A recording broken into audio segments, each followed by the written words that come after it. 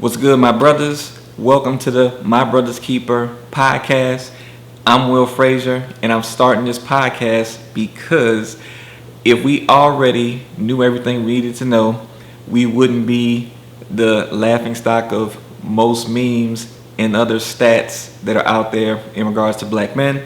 And yes, it is our job to be our brother's keeper and to help one another to get to a better place. Of course, we have to want that in ourselves and for ourselves to want to change, but it is up to us to be our brother's keeper and to hold them accountable to being better in order for us all to unify and to bring ourselves up in the rankings and not look as bad as we do in this current day and age. So, with that being said, today what we're going to be talking about is something that you guys may have already seen.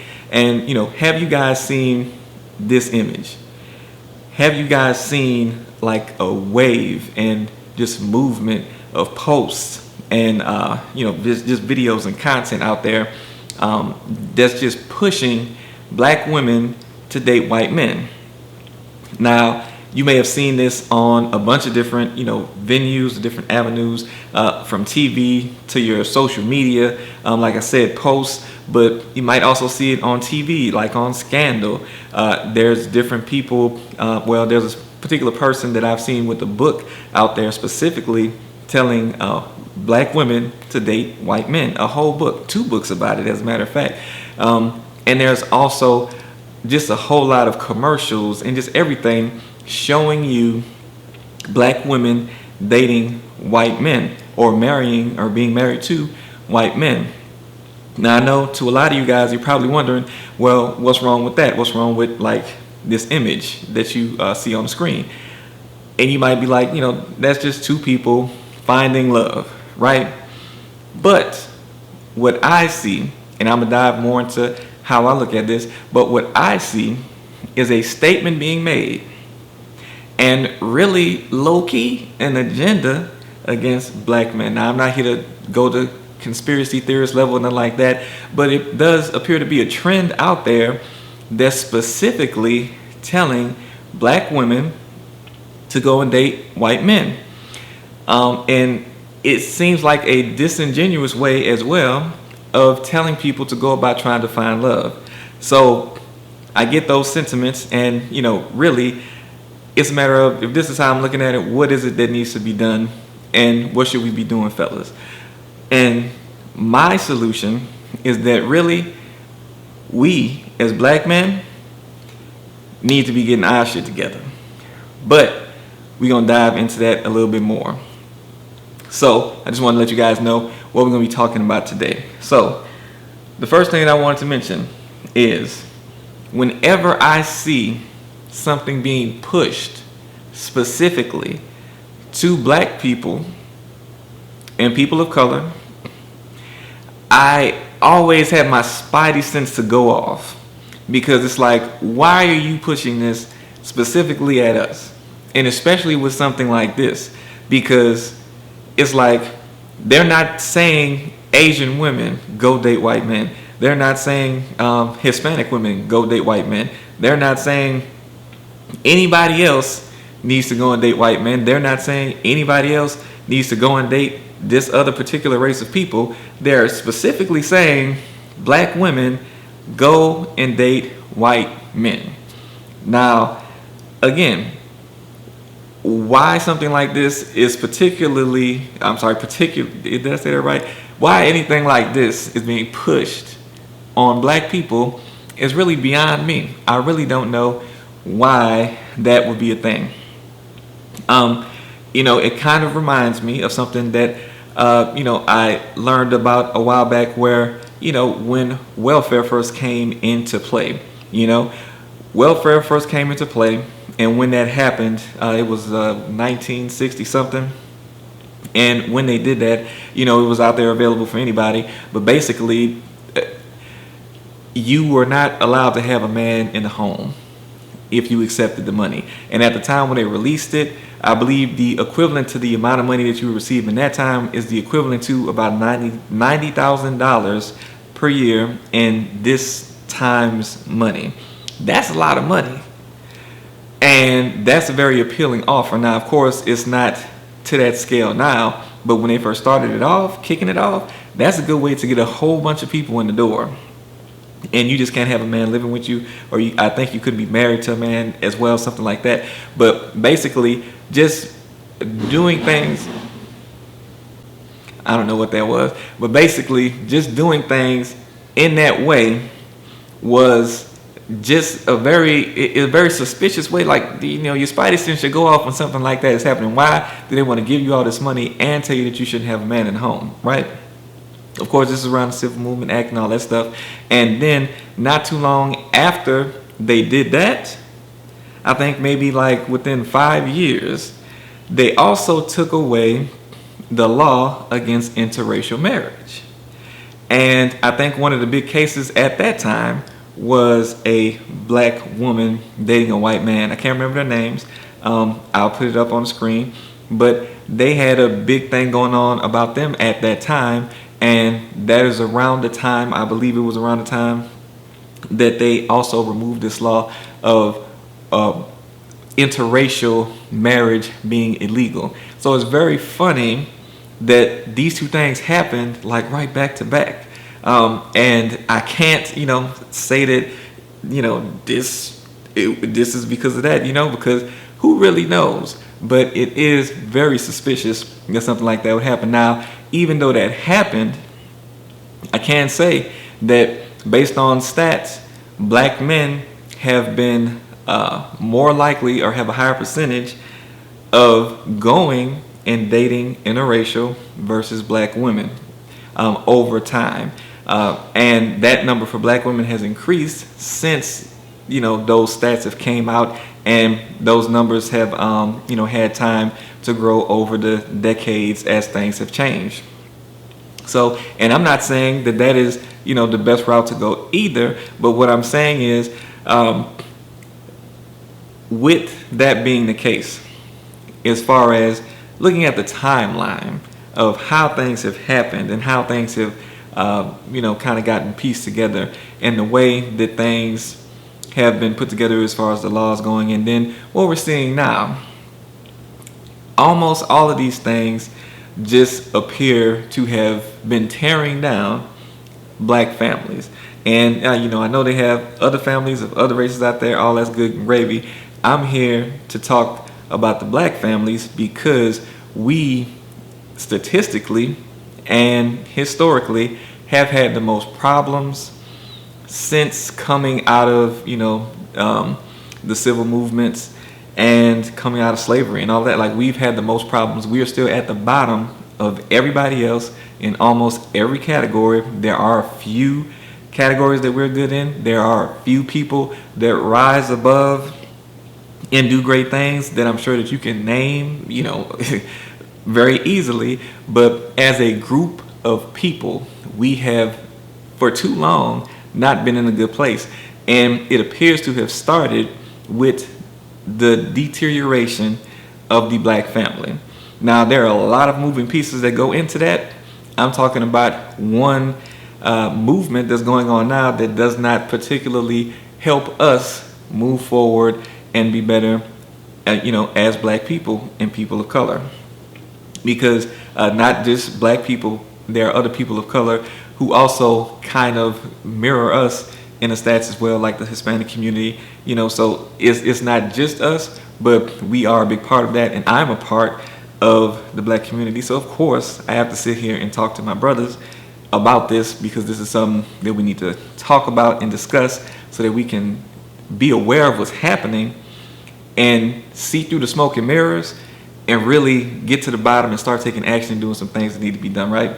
So now, I also want to say that when people say they only date outside their race, right? Because that's the thing. People say, well, I only date this race. People just do that kind of before I've seen this movement. I've heard people say stuff like that, and I'm probably sure you've heard people say that too. I only date outside of my race. I only date this certain race of people. I don't date people within my own race. So that is a thing that people have said for I don't know how long, and that's just a way that some people operate.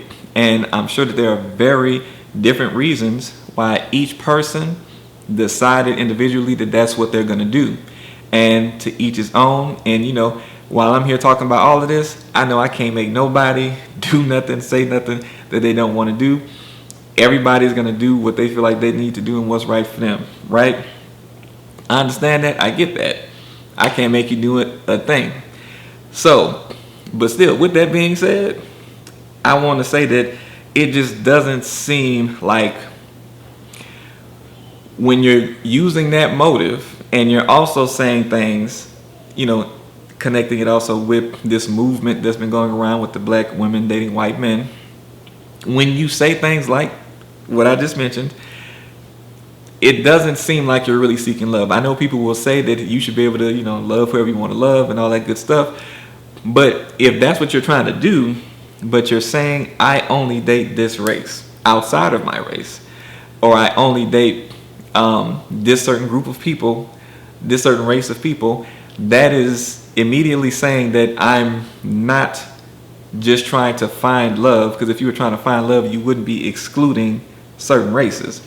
Or that wouldn't be a thing that you were doing, trying to seek out a particular race outside of your race. Now, if you look back in history, most people, whatever your race was, you were more likely to be with the person within your own race. It's been like that, since the beginning of time. So, and I'm not saying that nobody ever, crossed boundaries there, but I'm saying that that's been more of a normal thing to do from the beginning of time before America was even here. You know what I'm saying? So just keeping that in mind, it's not unusual to want to date people of your own race and to be attracted to people of your own race. That's not an unusual thing. But what is unusual is to say that I only date people outside of my race, or I only date a particular race. So with that being the case, when you say stuff like that, it kind of throws out the fact that you're just looking for love. It's like you're looking for a certain group of people because you think more highly of that group of people, even if it's somebody outside, even if it's another race. You think more highly of that group of people than you do your own group, your own people group. So you have to look at that. And that's why I say it's a disingenuous way to say, black women need to date white men. Like, what is it that's about white men that's going to make them automatically have a good relationship? That's just like that's just like a black woman picking a black guy for the wrong reasons. If you pick somebody for the wrong reasons, you're going to have a bad result either way. It doesn't matter what race they are. And when you look up stats on this stuff, people, black women or whoever, that date white men, they end up, if they divorce or if they separate, they get divorced and separate for the same reasons. It's not like white men don't cheat. And it's not like they don't cheat. It's not like they don't have financial problems sometimes. It's not like the whole world is going to be perfect just because you picked a white man, or if you pick any particular person of any race. So it's not it's saying that I only date black guys that are tall. I only date black guys that have this or have that. I'm going to pick my spouse based off of how the sex is before we get married. All of that stuff doesn't lead to the list. Y'all remember the list? The list of where you can't take somebody on a date. I'm not going to date somebody based off of where they take me out to eat when we first go. A person can have $1 million in the bank account, and because they want to know if you gonna be a good pick or not, or if you trying to be or if you are a gold digger or not, they might not want to take you to a good restaurant. They might want to see how you act going to Waffle House, and then if they see you cool with going to Waffle House, like you're just happy spending time with them and all that stuff, then you get to see that they got millions because they feel like they can trust you now. And I'm not saying that that's the ideal way of doing things. I'm just saying that a person could do that, and you could miss out because you have a list of places that you don't want to go, and it could be a good, a good genuine person with good characteristics, that's not a cheater, that's not this, that's not that, and is financially stable, and you would miss out because you had a list of things that don't determine if a person is going to be a good person or not. So the whole point that I'm making here is that you cannot just, well, you can do whatever you want to do. Honestly, you can do what you want to do, but finding somebody that is going to be a good spouse and a good father and all of that stuff is not determined by just being like, okay, I'm going to deal with this race for whatever reasons. You are not guaranteed to be on cloud nine just because of that. Now, if you say because of your attraction or something like that, that's why you go that way, I can't tell you nothing about who you're attracted to and nothing like that. However, I will say that everything that we like, everything that we do, everything that we gravitate to, whether it be a certain car, a certain kind of phone, whatever it might be, we gravitate to those things for a reason. A lot of the ways that we were raised determine how we go when we, get to teenage years, when we go to college, when we get out the house. A lot of things that we see and interact with and experience get saved in our minds, put in our subconscious, and then we start doing things and we might not even remember why we're doing them. But, there are different reasons why you might go about doing the things that you do. I'm just saying in this point that you don't want to just go and seeking out as a black woman, going to seek out a white man as if that is going to be the only place where you can find love. Then it doesn't really work like that. You're still gonna deal with the same issues that you would deal with anywhere else. And I already know that you're gonna probably be thinking that, well, I'm seeing more of XYZ with black men. I'm seeing more of this happening with black men. Black men cheat more. Black men have less financial assets, less income. I just have less problems or whatever. So there are a lot of bad stats against me and my brothers, even though we have outliers that are out there. Now, I will say, again, to add into that and kind of to move on to the next thing, it's all in the pick.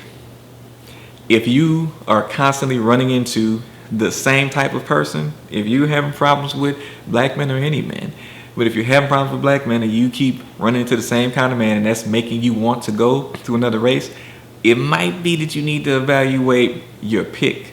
Because a lot of times you're making a pick off of shallow reasons, off of low value reasons. And when I say low value that goes towards a person being a good husband.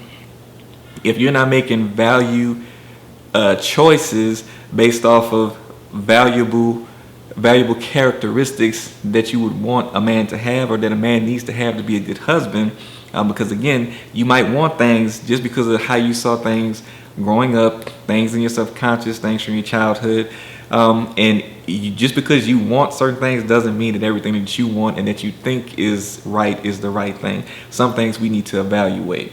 Okay, so putting that out there on the table, sometimes it's your pick and you need to start picking different people, because it's probably a bunch of good brothers, good people that was trying to date you that you just friend zoned, that you didn't want nothing to do with because you thought they were lame, whatever you thought about them, And a lot of times you pick people, the same people over, and they might look like different people on the outside, but they're the same person on the inside. And that could be for a whole bunch of different reasons. I'm not a therapist, but you should go to therapy to try to find out some of those things that's deep inside of you that might be causing you to do different things or make certain picks if you're making bad picks over and over again. All right, so that brings me to my next point. Black men, my brothers, this is me being my brother's keeper right now. At the end of the day, there are a bunch of bad statistics out there because we are making some bad decisions. We are doing some things that we shouldn't do. And while there are, probably plans and plots and agendas out there to try to break up the black home and deteriorate it, to pull black men away from the home, to make black men and black women at odds with each other. And while there might be women out there making bad picks over and over again and not being selective of who they choose to lay with, or who they choose to date, or who they choose to marry, all of those things do play a factor. But at the end of the day, we still have things that we have to do in order for us to be better and more successful. And part of that is going to start with what we do in relationship, and that is getting into relationships, having a relationship focused mind, having a legacy focused mind, having a I'm on a mission focused mind, trying to find a wife versus trying to find the next piece of wet that you can get. You know what I'm saying? The next piece of wet you're trying to get. Like, that's where a lot of brothers fall, because they're always trying to get another woman. They're always trying to have a woman and still have something on the side. That's stuff that we have to come away from, because that is where we are messing things up with them. Also, when we decide to live with them and then have children with them and then we leave them in the home, as black men, we have been struggling to be focused on what we really need to be focused on. And we've been focused on the wrong thing for too long. And just that one thing right there has led us to most of the problems that we see. Because when you focus on that, you're not really focused on getting new skills. You're not really focused on building a business. You're not really focused on building a family. And these are things that are the most important thing. And I would say that the first thing that you need to be focused on is trying to, while you are on your mission, let me say it this way, while you are on your mission of finding out what it is that you have been put here to do, while you are following in your passion, your purpose, and all of that good stuff, you should be, of course, developing your skills so that you can increase your income and your earning potential from the beginning, because that is one of the major pieces to being able to sustain a family, having your finances in place. Ideally, I prefer and would tell people to go entrepreneur, and of course to work until you can get to that, because you want to be in control of your income and not be limited for what somebody thinks your time is worth. So developing your skills so that you can be working on that income and getting your income up is a major thing. And the whole time that you're doing that, you should be trying to find you a spouse, not what you're going to lay with for the night, nothing like that. You should be trying to find you a spouse, because the more that we can build up, families, then the more we can kind of change this mindset and change how we are viewed in the community and the stats and all of that, as far as being in the household, taking care of the children, being the financial provider for the household, and just those three things right there are really enough.